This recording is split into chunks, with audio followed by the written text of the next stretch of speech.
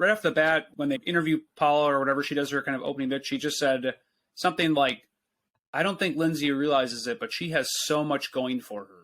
And on face value, you wouldn't think that, because when they show her income and her expenses and the stress that she's living, the number of hours she's working, and it just looks like a pretty stressful situation. But I think it was the drive that Lindsay had that was a very important component. And then the creativity, I would say, that she had a skill set. She said, what are some things you like to do? And Lindsay said, I love watching dogs. Like, I've even thought maybe I could walk dogs or dog sit or whatever. And then she's like, I also really love art. I love making costumes and make paintings. And that just got Paula's wheels going. She's just thinking, how can we bring these skills together? She gave her some ideas, some creative ideas on what she could do to earn some extra income.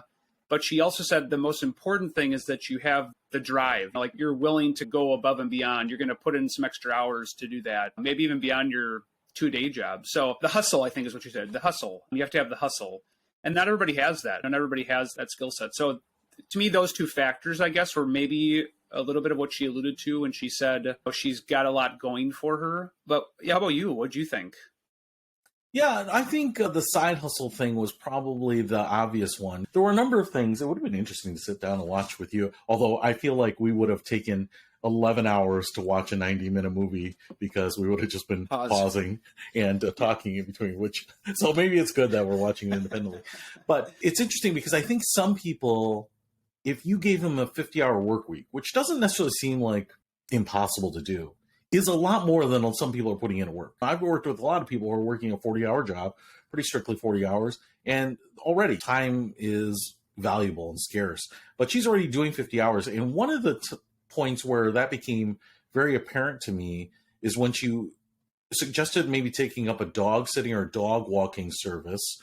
And the reality is, because she's working 50 hours, you can't just do a Monday through Friday, and because being a bartender and a waitress is mostly biased to the weekends, and most people wanted their dog sitting services on the weekends, she actually couldn't do it. I didn't see that actually being realized in her financial picture.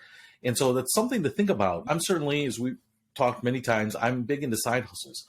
But in many cases, they're much better for someone who works a standard 9-to-5, 40-hour week job, because then you have that predictability to say, hey, I'm going to work on the evenings, I'm going to work on the weekends.